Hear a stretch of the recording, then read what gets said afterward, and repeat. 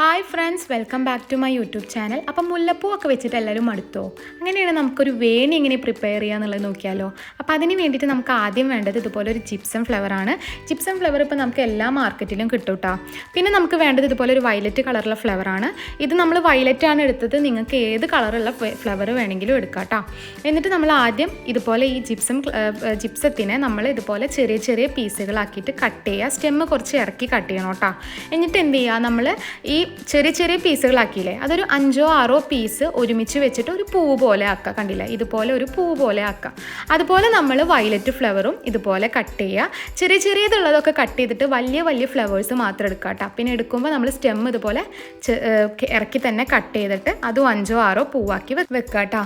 പിന്നെ നമുക്കിതുപോലെ ഒരു റിബണാണ് വേണ്ടത്. റിബൺ നമ്മൾ ഈ റിബണുമേലാണ് നമ്മളുടെ ഫ്ലവർ ഇങ്ങനെ ടൈ ചെയ്ത് കൊണ്ടുവരുന്നത് കേട്ടോ.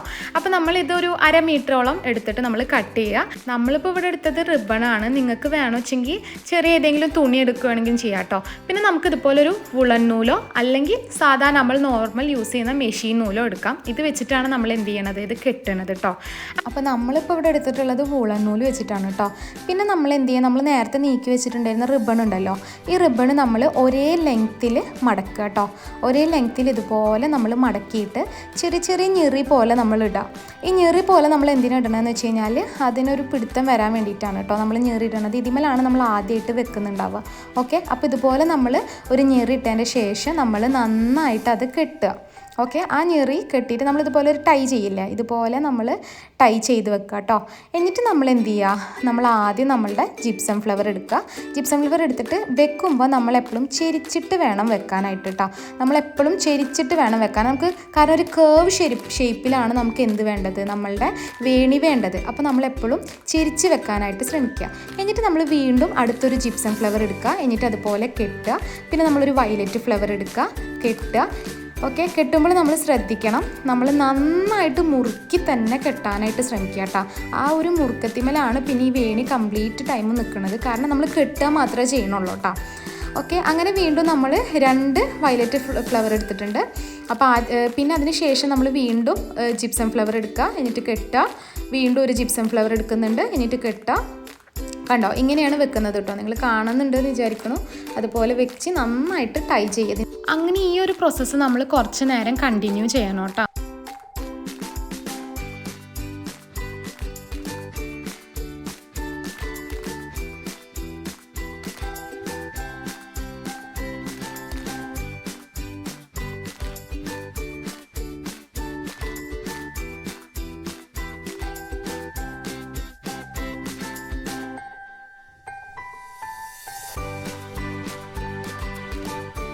ഇപ്പോൾ കണ്ടില്ലേ, നമ്മൾ ഏകദേശം ഹാഫ് ആയപ്പോൾ കണ്ടില്ലേ, ഒരു കേവ് പോലെ കണ്ടില്ലേ, ബാക്ക് സൈഡ് നോക്ക് നല്ല കേവ് പോലെ വന്നിട്ടില്ലേ. ഇതിപ്പോൾ നമ്മൾ ഇതുപോലെ 2 ജിപ്സം ഫ്ലവർ അതുപോലെ 2 നമ്മളെ വയലറ്റ് കളറിൽ ഫ്ലവർ വെച്ചിട്ടുള്ള ഒരു കേവ് നമ്മളിങ്ങനെ വെച്ച് വന്നിട്ടുണ്ട്. ഇനി ഇതുപോലെ നമ്മൾ ബാക്കിയും കൂടി കണ്ടിന്യൂ ചെയ്യാം കേട്ടോ. അപ്പോൾ ഇത് കണ്ടപ്പോൾ നിങ്ങൾക്ക് മനസ്സിലായില്ല നമ്മൾ എന്തിനാണ് സ്റ്റെമ്മ് കുറച്ച് ഇറക്കി കട്ട് ചെയ്തത് എന്നുള്ളത്. കണ്ടോ, ആ സ്റ്റെമ്മ കൂടെയാണ് നമ്മൾ എന്ത് ചെയ്യുന്നത്, നമ്മൾ നന്നായിട്ട് കെട്ടണത്. അപ്പോൾ ആ സ്റ്റെമ്മുള്ള കാരണമാണ് അത് ആ റിബണുമ്മലും കറക്റ്റായിട്ട് നിൽക്കുന്നത് കേട്ടോ. അപ്പോൾ നമ്മൾ വേണി ഏകദേശം ഫൈനൽ സ്റ്റേജിലേക്ക് എത്തിയിട്ടുണ്ട്. അപ്പോൾ നമ്മൾ ലാസ്റ്റ് ജിപ്സം ഫ്ലവർ ഇതുപോലെ നമ്മളുടെ റിബണിനെ കവർ ചെയ്തുകൊണ്ട് ഇതുപോലെ കെട്ടുക കേട്ടോ. അങ്ങനെ ഇതുപോലെ നന്നായിട്ട് മുറുക്കി കെട്ടി വെക്കുക കേട്ടോ. അപ്പോൾ കണ്ടില്ലേ, നമ്മുടെ വേണി ഇവിടെ ഏകദേശം റെഡി ആയിട്ടുണ്ട്. ഏകദേശം എന്നല്ല, ഫുള്ളായിട്ട് റെഡി ആയിട്ടുണ്ട്. കണ്ടില്ല, ആ കേർവ്സൊക്കെ നോക്ക് കറക്റ്റ് വന്നിട്ടില്ല.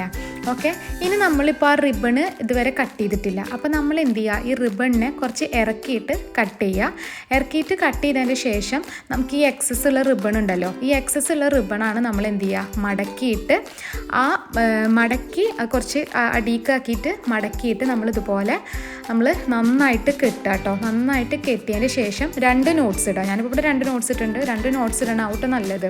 എന്നിട്ട് നോട്ട്സ് ഇട്ടതിന് ശേഷം നമ്മൾ എന്ത് ചെയ്യുക, ബാക്കി വുളൻ നൂല് കട്ട് ചെയ്യുക. അപ്പോൾ ഇതാണ് നമ്മളുടെ വേണി ഇവിടെ റെഡി ആയിട്ടുണ്ട്. അപ്പോൾ ഈ വീഡിയോ എല്ലാവർക്കും ഇഷ്ടമായി എന്ന് വിചാരിക്കുന്നു. അപ്പോൾ ഇതുപോലെ ഇൻഫോർമേറ്റീവ് ആയിട്ടുള്ള വീഡിയോ ആയിട്ട് ഞാൻ ഇനിയും വരാം കേട്ടോ.